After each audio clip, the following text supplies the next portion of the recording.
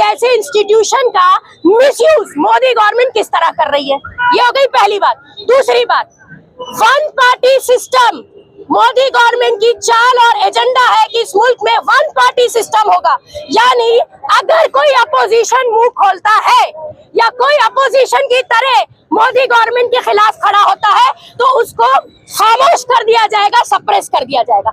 This video is sponsored by Max Multi-Speciality Hospital, 24/7 emergency trauma and critical care center with advanced services, located at Hagarga Circle, Ring Road, Gulbarga. देखिए, ऐसा है कि ED की तरफ से money laundering में already एक court के अंदर केस चल रहा था, जिसमें 7 लोगों को जमानत पे ये कह के कोर्ट ने बरी किया कि ये जो मनी लॉन्ड्रिंग का केस चलाया गया है ये इंतहाई कमजोर केस है।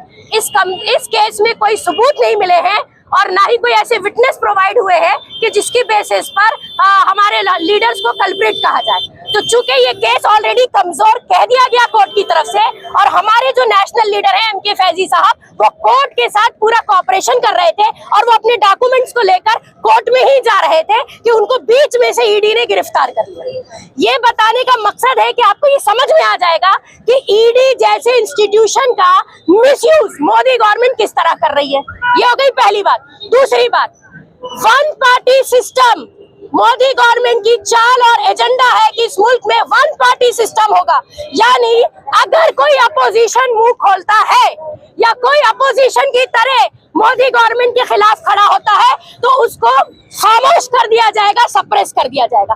वक्फ के ऊपर जिस तरह social democratic party of India ने पूरे देश भर में मूवमेंट चलाया और इस मूवमेंट की वजह से जो पब्लिक सपोर्ट एसडीपीआई को मिल रहा है, मोदी गवर्नमेंट घबरा गई है और उसी घबराहट का रिजल्ट है कि हमारे एमके फैजी साहब को बगैर किसी रीजन के, बगैर किसी सबूत के, खाली घबराहट में गिरफ्तार करा लिया गया है। तो ये बात मुल्क से छुपी भी नहीं है कि मोदी गवर्नमेंट बाय हुक और बाय क्रूक गवर्नेंस चलाने के लिए, पावर में रहने के लिए किसी को भी खामोश कराती है, डराने का काम करती है। तो हमें मैसेज दे दें कि आज पूरे हिंदुस्तान में जो लोग हमारे सपोर्ट में हैं, हम उनके शुक्रगुजार हैं।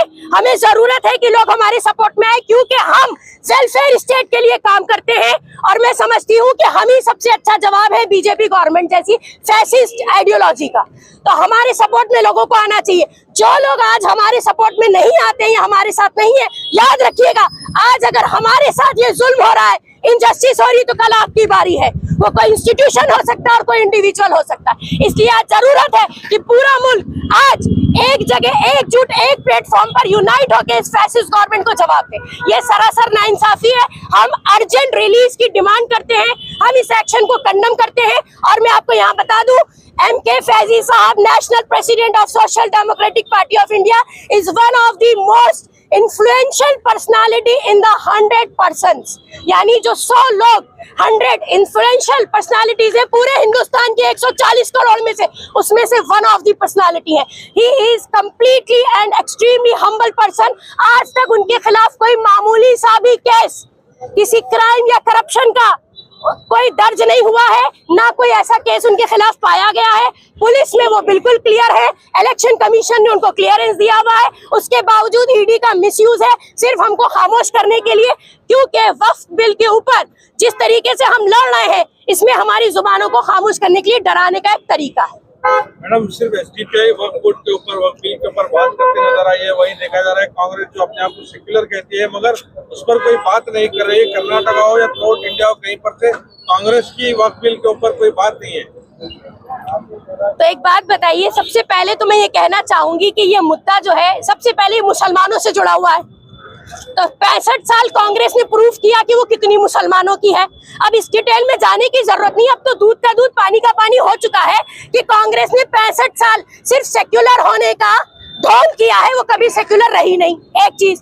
दूसरी बात कि चूंकि वो एक कमजोर अपोजिशन है, आज कहने को एसडीपीआई भले ही पावर में ना हो, लेकिन हम मोदी गवर्नमेंट की जितनी भी इल पॉलिसीज है, एविल पॉलिसीज है, anti national, anti democratic, anti fundamental, anti constitutional, anti law, जितनी पॉलिसीज ये पॉलिटिक्स करके लेकर आते हैं, हम सबके खिलाफ आवाज उठाते हैं। आप देखेंगे दलित, क्रिश्चियंस, या फिर जनता बजट हो, या फिर शेड्यूल कास्ट का मामला हो, रिजर्वेशन का मामला हो, बुलडोजर की पॉलिटिक्स हो, लिंचिंग हो, लोगों को यूं ही उठा के डिसेंड करना, या फिर ये ग्रज निकालना, पॉलिटिकल ग्रजेस निकालना, इन सब के खिलाफ हम बात करते हैं। अगर आज कांग्रेस नहीं बोल रही है तो ये सवाल कांग्रेस से होना चाहिए, हमसे नहीं, कि शर्म की बात उनके लिए है।